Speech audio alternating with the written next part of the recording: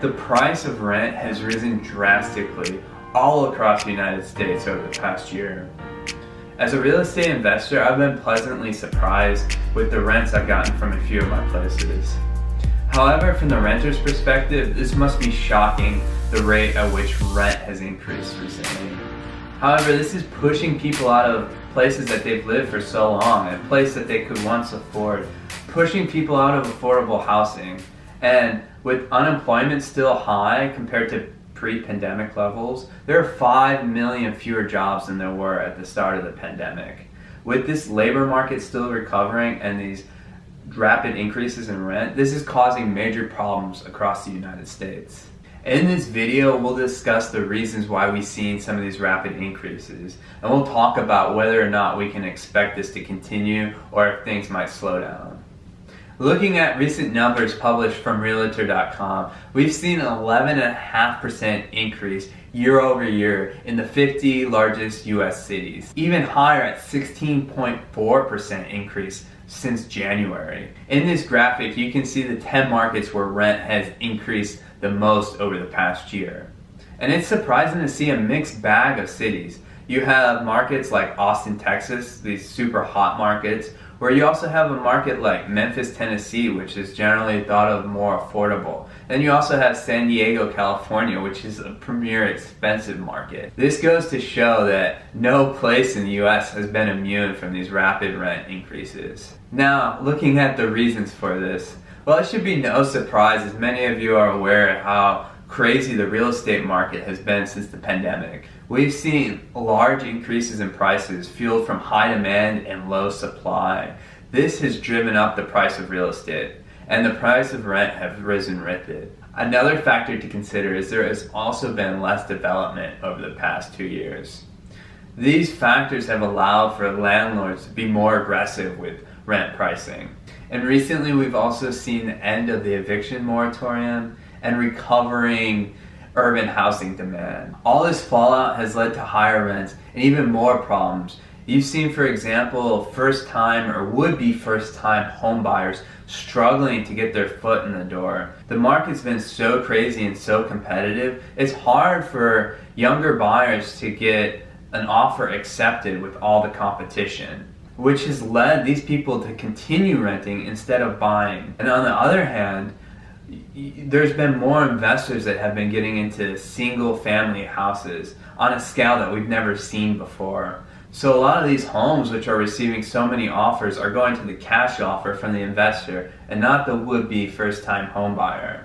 This means that there's overall a larger pool of people that are renting, and that has further exacerbated the problem. Now, for renters and investors alike, everyone's wondering what's going to happen next. Where's the market headed? Are things going to cool off?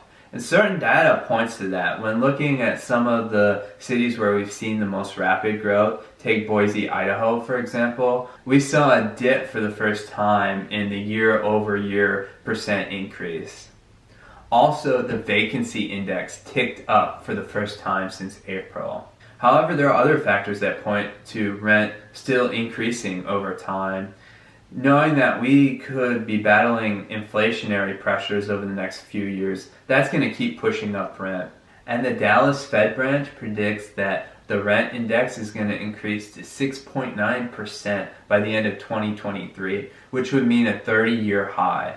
And taking a second to step aside and looking at a situation abroad in Berlin, Germany, where the residents of Berlin have voted for a measure to keep rents low. The policy that they voted for entails the government buying up 240,000 units across the city, which is roughly 10% of the dwellings in the city. And according to this referendum, they would be set to buy these units from some of the largest private investment firms who own over 3,000 units already in the city. Overall, this would create a 40 billion euro price tag for the city of Berlin.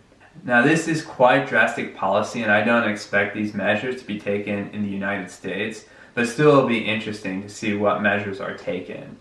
One measure that I expect that will be taken that will help the issue is more building development. However, this is more of a long-term solution and will not fix the issue for the short term, And plus, with all the shortages going on, this might be slow to start because prices to build right now are very high. Now, as the Fed is forced to look at issues in the economy, the high unemployment versus the inflationary pressures building.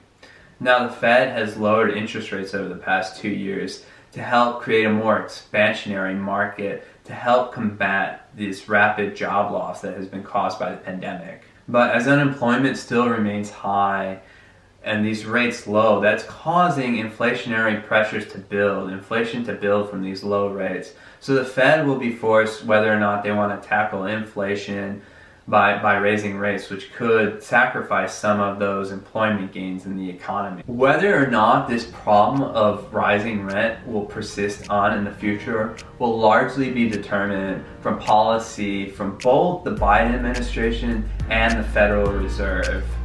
However, one conclusion we can draw from this situation is right now is as good a time as ever in recent memory to be a landlord. Let me know in the comments below where you think the market might be headed or policies that you'd like to see enacted. If you enjoyed this video, please consider subscribing to my channel. We'll make more videos like this in the future. Thank you guys for watching.